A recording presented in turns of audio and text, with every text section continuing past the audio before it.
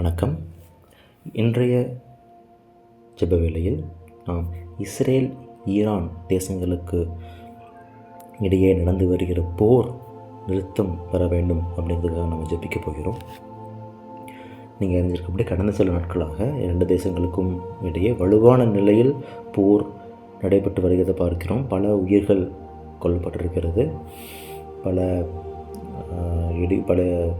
பாதிப்புகள் ரெண்டு தேசங்களுக்கும் சரி, ரெண்டு தேசங்களை தாண்டி இன்னும் அண்டை நாடுகளுக்கும் நிறைய பாதிப்புகளை ஏற்படுத்தி இருக்கிறது இந்த போர் அப்படிங்கிறத நம்ம பார்க்கிறோம். இன்னும் வலுப்பெறக்கூடும் அப்படிங்கிற மாதிரியான ஒரு கணிப்புகள்லாம் அழுவதை பார்க்கிறோம்.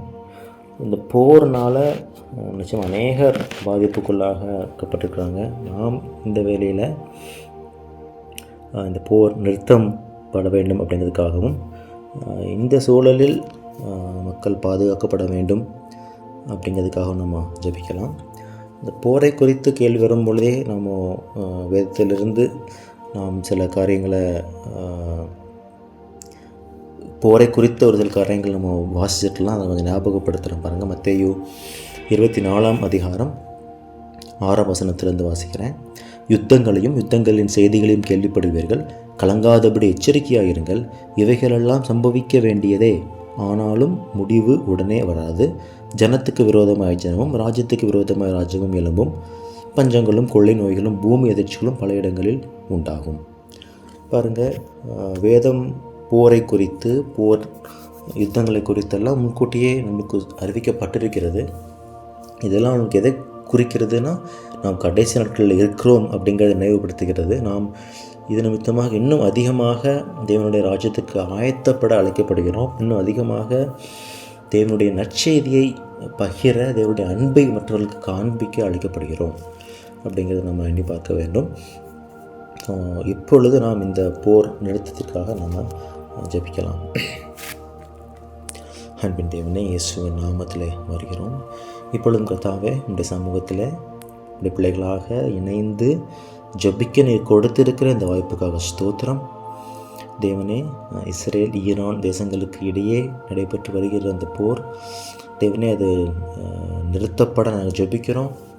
அப்பா, பல உயிர்கள் கொல்லப்படுகிறத பார்க்குறோமே, அனுதினமும் பல பாதிப்புகள் பல தேசங்களுக்கு இதனால் உண்டாக்கப்படுகிறத நாங்கள் பார்க்கிறோமே. தேவனே, இந்த சீரழிவுகள் கர்த்தாவே தொடர்ந்து நடைபெறாதபடிக்கு, இந்த போர் மேலும் மேலும் வலுப்பெறாதபடிக்கு ஒரு முடிவுக்கு வர உம்முடைய தயவை நாங்கள் எதிர்பார்க்கிறோம். உம்முடைய கரம் இந்த சூழலை கர்த்தாவை மாற்றட்டும். சமாதானத்திற்கு விரோதமாக இருக்கிற இந்த சூழல் தேவனை மாற்றப்படட்டும். சமாதான காரணராகிய கிறிஸ்துவின் நாமத்தை இந்த வேளையில் தேசங்கள் மத்தியில் நாங்கள் உயர்த்துகிறோம். நீர்தாமே அப்பா சமாதானத்தை கொடுக்கும்படியாக ஜபிக்கிறோம். கதாவை இரு திறத்தாரையும் ஒன்றாக்கினர் என்று வாசிக்கிறோம். வார்த்தைகள் எப்பேற்பட்ட பகையும் தேவனே சிலுவையிலே கத்தாவே அது அந்த பகை கத்தாவே அது மாற்றப்படக்கூடிய ஒரு வாய்ப்பு இருக்கிறத நாங்கள் பார்க்குறோம். எப்பொழுதும் அந்த சமாதானத்தின் இந்த சிலுவையின் கத்தாவே சமாதானத்தை நாங்கள் உச்சரிக்கிறோம். அந்த தேசங்களின் மீது, ஈரான் மீதும் இஸ்ரேல் மீதும் கத்தாவே உம்முடைய சிலுவையின் சமாதானத்தை உச்சரிக்கிறோம்.